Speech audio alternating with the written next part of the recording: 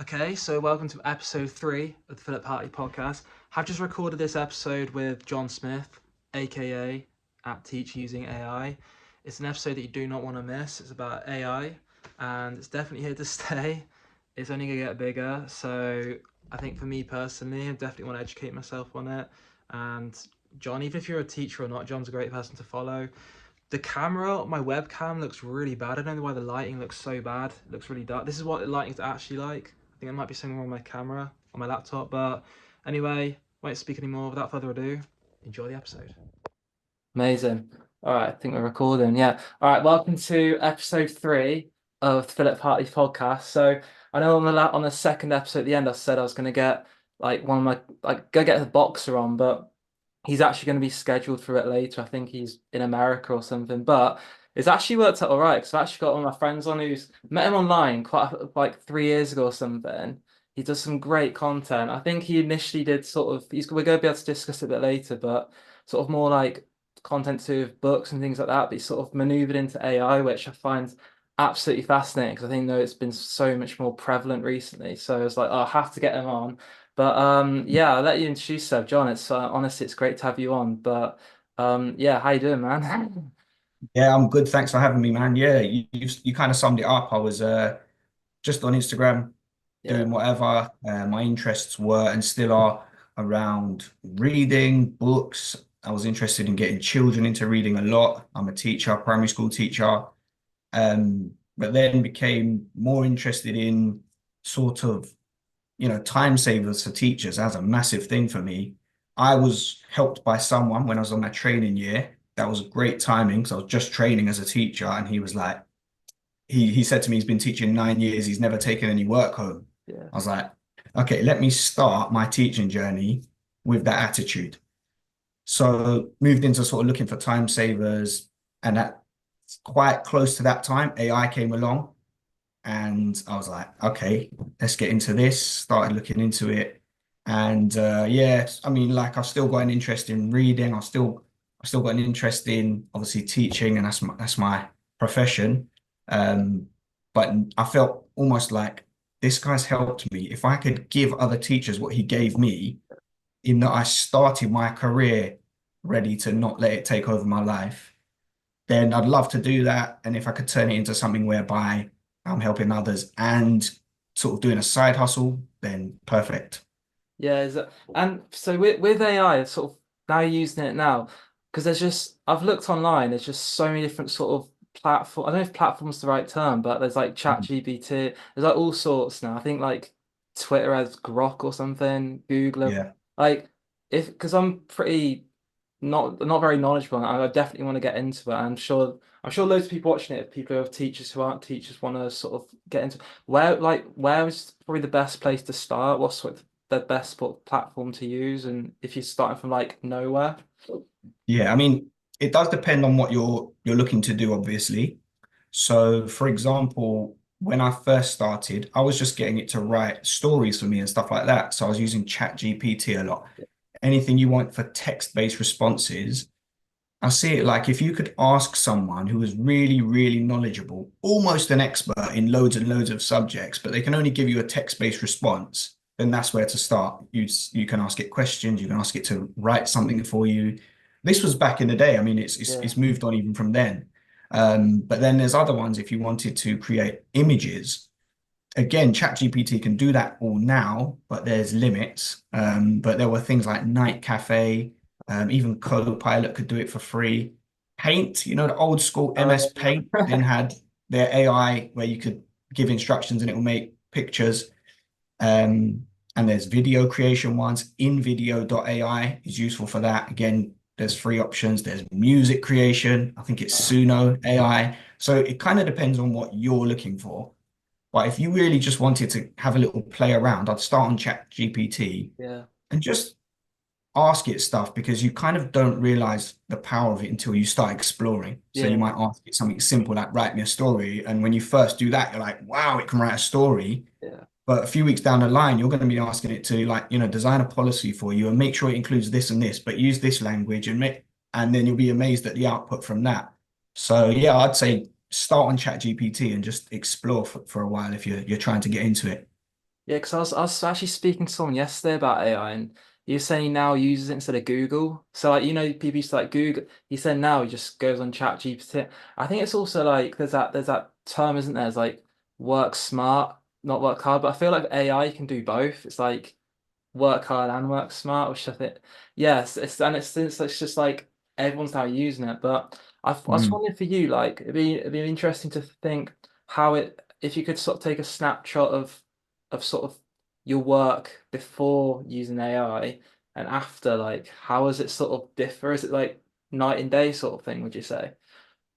It would be depending on where you work. So in my school, for example, we were we were allowed to use a lot of existing content. We were allowed to use plans that were on the system. Obviously, we required to tweak them. Yeah. We were allowed to use resources and so on. And if we weren't, then AI coming along would do a lot of that and would almost have halved my workload, you know, well, yeah, half my workload, 50%, I'll say, because it would cut so much of that out. It wasn't as necessary in my school, but it helped with things like resources that weren't already there. And it was like, oh, I can just ask it to make me that as long as it's a text-based one. Or let me quickly get an image-based one and put it in there and ask a couple of questions about the image. So it would just save time on the resources that weren't already there. Mm. It would also, again, like you said about your friend, it was so useful for asking really specific questions. If you ask Google something like, I've got a child in my class, he's a 7-year-old boy, he's got ADHD, he struggles with this and this, too complex. And Google will give you results like, how to help ADHD, which is quite general, or tips on this. Whereas ChatGPT will take into consideration the fact that he's a 7-year-old boy, the Yeah. struggles you've mentioned that are specific to your classroom and all of that. And that's where it's really helped as well. It's like I said, it's like having an expert where you're like, what would you do if you had this situation? What would you do if you had this? And you're just asking them. So it's helped in that. Things like report writing, things that are like administrative, that are time Mm. consuming. You know what to do. They don't tax your mind, they just take long. And you can say, actually, I'd like you to do this, this, and this. And then when you've done one, you can just say, do it again, but for a kid named James. Repeat, but for a kid named Jack. And obviously you tweak it and everything to be professional and to be personal, but it just cuts time out of lots of different tasks. It's hard to quantify it. And like I said, it's very dependent on your school. But for some people, it could be 50% and up. Oh, It could help you, I reckon, if once you know yeah. what you're doing with it. Yeah, well, it's just like it's this like adding time onto your life in a way, isn't it? It's just like the amount you probably save. I don't.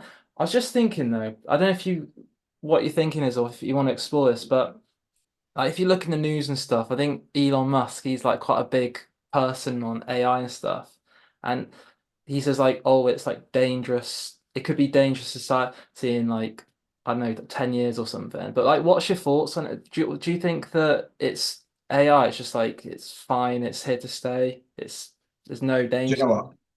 I Yeah, think it's a balance. I think he's definitely right. And anybody that's got concerns, they're right.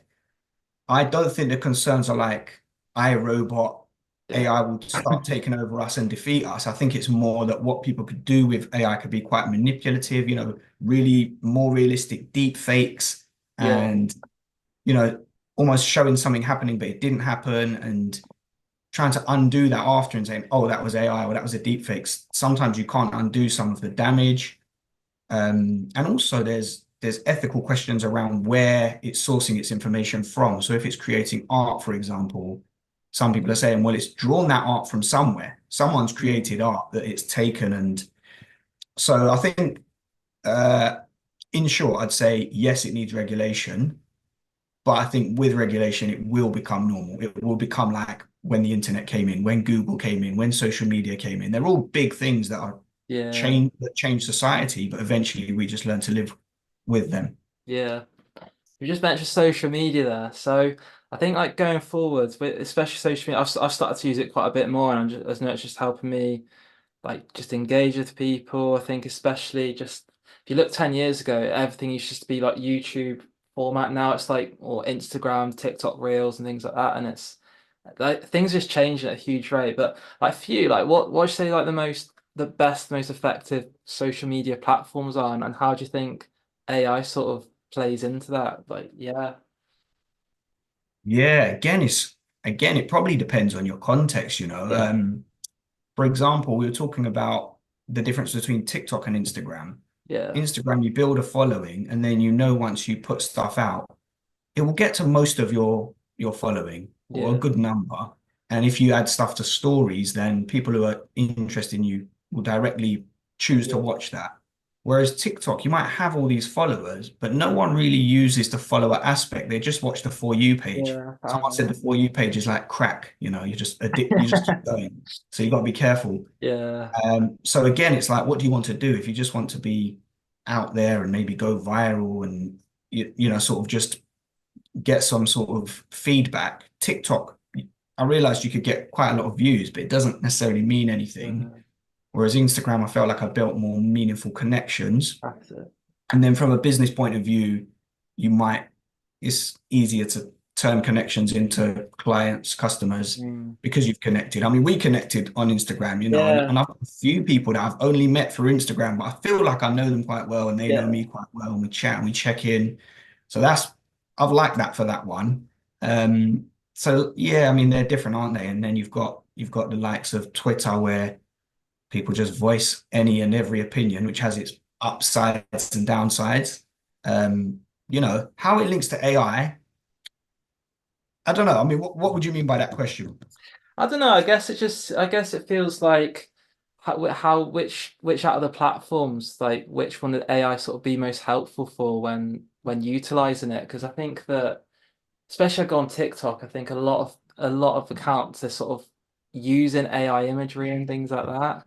And I it's, see what you mean. yeah, I'm wondering if a lot of people now they're just using AI to sort of are they the ones actually posting, or are they just sort of got some sort of algorithm where they just type it in, it goes off? It's Yeah, that's becoming a lot more common, and I'd say yeah, that's on any video production social media. So I say YouTube, TikTok, Instagram, you're going to see a lot of that, a lot more what they call faceless accounts, you yeah, know, that's it, that's it, and that's the it. content is AI, possibly the captions, possibly they've told ChatGPT, write me a caption that would hook these Yeah, people. yeah, And I mean, like anything, it's good and bad. It's like, okay, so now I'm not really connecting with much of a human. The image was made by AI, the caption they didn't think of themselves. The flip side is it's easier for people who don't have those skills naturally, mm, but it also makes it way more competitive because now like anyone can do it. So you yeah, might not have a skill set in art or communication, but now you can say, well, actually, um, I'm going to create art even though I'm not an artist, or I'm going to create written content even though I'm not good at communication. mm, And that makes it hugely competitive. Whereas people with those skills before would shine, or yeah, you feel a little bit for like authors like yourself now, yeah, knowing that someone could say, write me a story like this and produce a front cover with, you know, and you're competing with yourself, just putting in the hard work, you know? yeah, yeah. It's like there's a lot more AI sort of books out there. And it's like, is it the actually the author writing them, or is it? Mm, I suppose I think it's happening a lot in schools. I hear a lot in like unis and stuff. Like you hear stories of kids, young adults getting AI to literally write their essays. And like I don't know yeah. what are we gonna get like doctors who you know what I mean? They've got No, it's a to, good point. Like, yeah, how did you qualify? You know, I do think that's one of the harder sides because, you know, at the end of the day, I was saying to someone, you can normally tell when AI has been used, but actually the students will get better at disguising that. So they might get it to do half the work for them, yeah, but they will change it to their language, and it'll be harder to know that they used AI. yeah, And on the one hand, it's like, oh, okay, well, they're actually being intelligent. They're starting to understand how to use AI, and that's a skill in itself. But if it's to mislead someone that you understand something you don't understand, yeah. then that's where it does get complicated, doesn't it? I mean, Oh, I 100%. know you're exaggerating about doctor, but you do wonder how far someone could go with Yeah. getting AI to do their work for them, and they could potentially pass certain courses and certain aspects of courses. So Like it's a concern, and I know there is technology around to detect yeah, it. That basically has to keep up. It's a bit like how these tech companies have to keep up with hackers, and now yeah, teachers and AI education in AI has to keep up with the students that can use AI. So I don't know what the answer to that is, but it's Yeah. definitely an issue.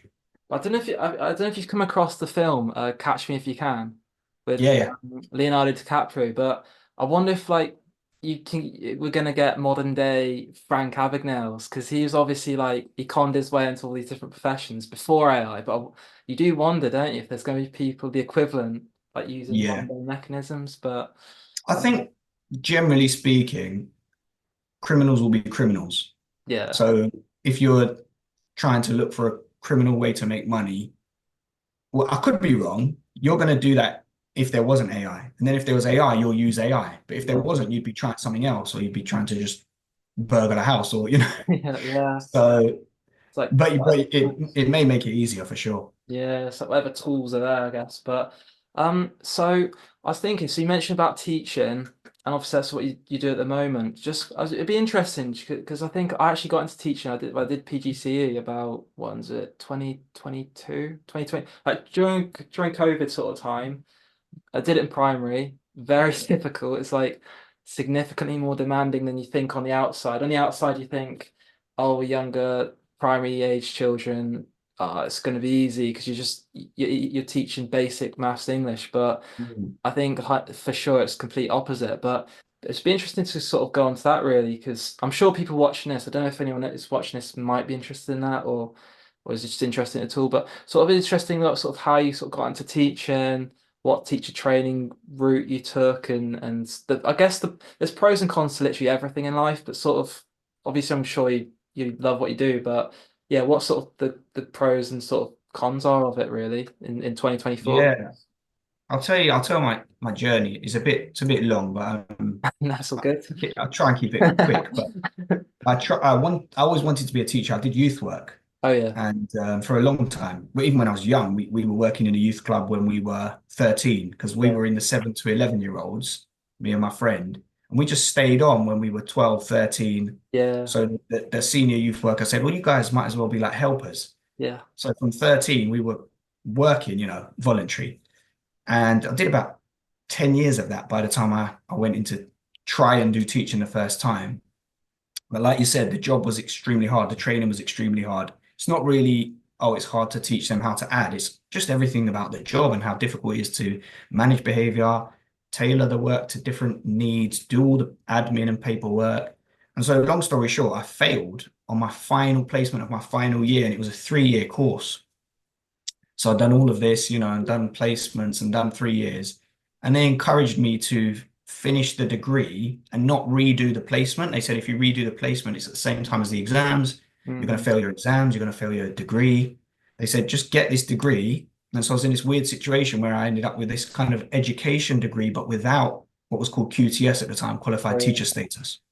So I thought, forget it, left a bad taste in my mouth. Teaching's not for me, left it, went away, did other things, ended up back in it because my skill set was just with children. I just got drawn back in as a teaching assistant. Then from there, they made me a learning mentor, which is more pastoral yeah. work. Yeah.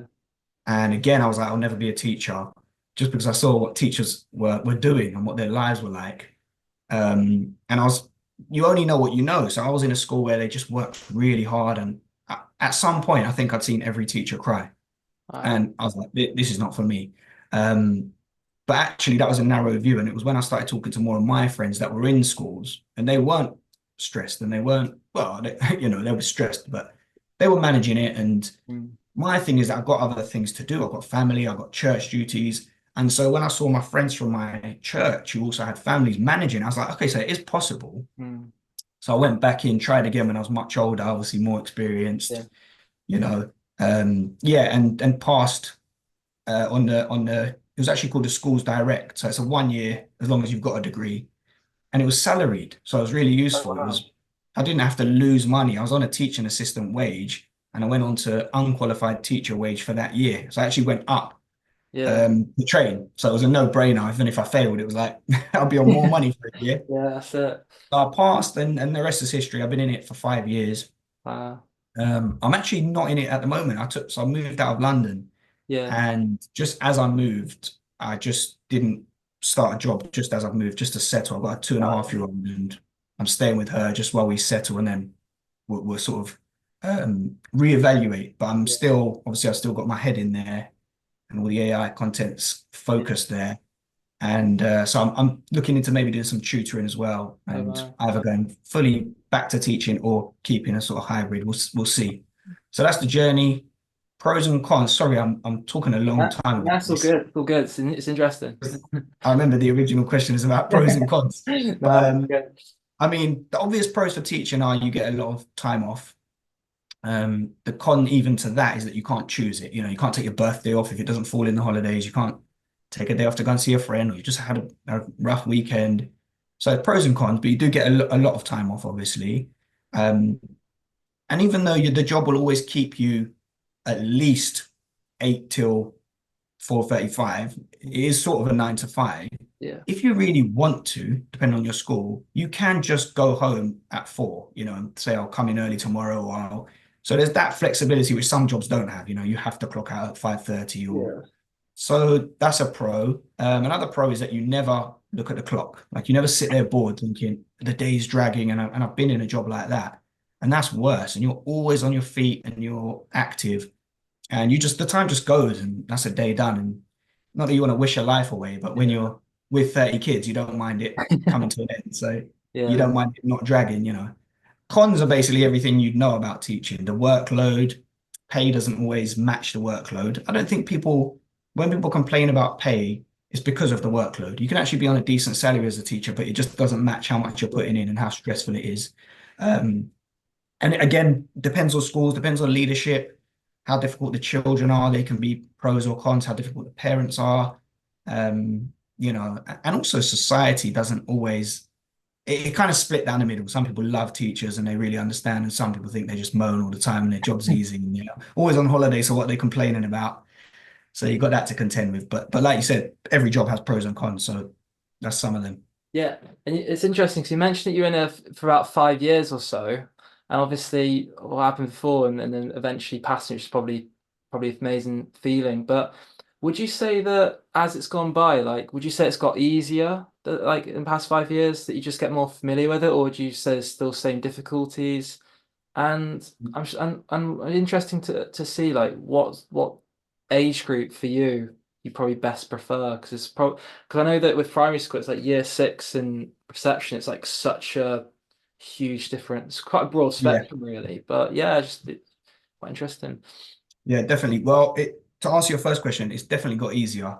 Um, I think if you stay in the same school, if you move, you might realize, oh, suddenly it's harder. But if Yeah, you stay in the same place, it should get easier.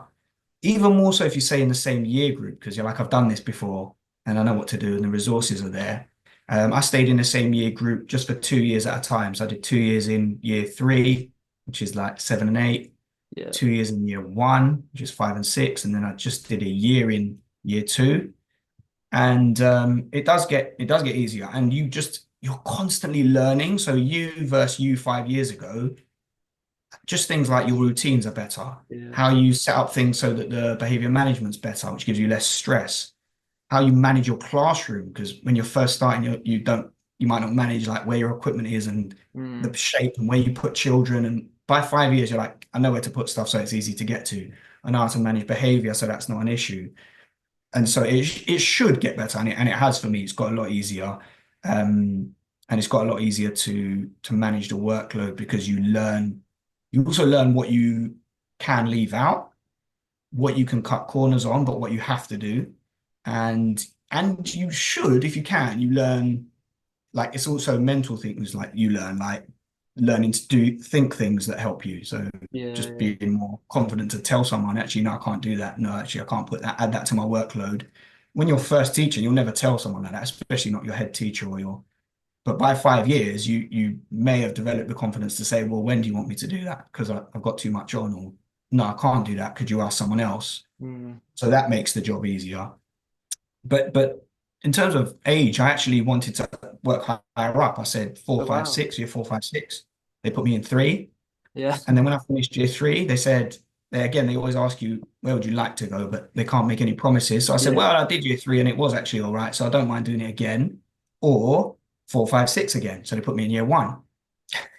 So Yeah. It was, I didn't ask for it. And then I didn't want them to be right because they were like, oh, don't worry, you'll love it and you'll be great at it. And I wanted to turn around a year later and say, I told you not to put me in there. But annoyingly, they were right. Like it was all right, little 5-year-olds. And I mean, you have to tell them everything 20 times, but they're Yeah. not like, they're not too big for their boots yet. They're not insolent. You don't get sort of like, you know, bickering. Like it's like, Mm. she did this. Okay, say sorry. Okay, sorry. And they walk off holding hands. You know, year 5 and 6, it's like, no, that's fisticuffs, or that's like, we're at war now, football wars every day. So age range has pros and cons as well, because it's harder to teach them. They're just really young and you have to break everything down. You have to say everything 5 times. But there's things you don't have that the older kids have that would give you a headache as well. So now that I've done it, I'd be quite happy to stay in that middle year Yeah. 3, year 2, yeah, maybe up to year 4. But older than that, you can leave me out of Um, that. yeah. So with like with your like using AI as a teacher, yeah, I know that 'cause I've had some experience in primary, and I know that Twinkle, I think it's twinkle.com, it's like Yeah, quite big for resources. And I know that with primary especially, it's like the amount of resources you have to get through, it's just like it's crazy, isn't it? So would you say that the guides that you do and just AI in general, would you say that it could be useful for like secondary school as well? Or like definitely. yeah, Yeah, 100%. And I know that from other connections I have. So I've got quite a few AI contacts, yeah, and I've either got companies that I know tailor to secondary, so it must be useful, or I've got secondary teacher followers, or you know, people I'm connected to who use it. My issue, and I need to learn more about it, is how to support those people because it's not my strength. So I know exactly how to say, this is what you can do in a primary school for ChatGPT, or this is how yeah, you could use, you know, Copilot, and this is how you could use Diffit for. And a lot of it's transferable anyway. Things like lesson plans, it's going to be in primary and secondary. A lot of yeah, resources going to be primary and secondary. Admin, emails, even emails, like, you know, write this difficult email to this head teacher. I want to say this, but can you put it in this polite tone? That's transferable. Um, you know, stuff like that is it's not even just teaching. You can use that everywhere. yeah. So yeah, it can definitely be used for secondary. I just wouldn't yet feel really confident to lead on that. Um, so just a few more minutes though. About to wrap up. I thought this might be a fun one because I do know that you're a Manchester United fan and I'm Aston Villa fan. I know you won today, so 3-0 Yeah, nice win. So yeah, happy for you for that. But yeah, where if you as we finish, where do you think you're going to finish this season? What's your sort of prediction and what's your sort of view on the current teams? You just won the FA Cup, finish eighth though. So yeah. I don't know. I feel like Ten Hag is like a cup specialist, and it yeah, papers over cracks. I that's it. mean, part of me can't complain. We didn't have trophies for ages, and then he came and he got 2 trophies in 2 years. I mean, that's good, right? Yeah. But something doesn't feel right there. And I still feel like there's too many teams, and not just those obvious strong teams like Villa yourselves, and no offense, but you wouldn't have put yourselves in that category, and you finished way above us, you know, Mm. fourth. So it's not just the fact that no, we're not at City's level yet. We're not at Liverpool's level. We're not at Arsenal's level now. They've stepped up. It's not just those guys now. Chelsea will come back into that mix. You've got Newcastle, Villa yourselves, Tottenham still in that mix. So I see sort of fifth again, if I'm honest, and maybe a trophy again. And I wouldn't Yeah, mind it. I mean, if you get a trophy, especially because it's all about rivalry, isn't it? So if we get a trophy and you don't, then that's that's it. what we talk about. Yeah. Yeah, that's it. But I think we have to finish there though, John. But honestly, thank you so much for coming. I've learned so much. I've really enjoyed this. It's definitely been a long time coming. But who knows? In the future, maybe do some more because I really enjoyed this one. But before we Yeah, go, man. I think about a few more minutes, like 2 minutes left, I think, of recording. But is there like anything you want to promote? I will, if everyone's watching us on YouTube, I will put John's socials in description. And if on Yeah, Spotify, man. I'll share them I'm now. teacher using AI on Instagram and TikTok. And that's what I am, teacher, promoting AI, promoting time savers. And it really is my kind of, I don't know, I feel like I said, someone helped me and I want to help others. And I'll be transparent. Like I'm inspiring to turn this into a side hustle or a business. Yeah. But I'd love one that helps teachers, of course. So that's what my accounts are all about. not just AI, but if I find time-saving websites or even just tips, like I've noticed when I posted on Threads tips about time saving, Yeah.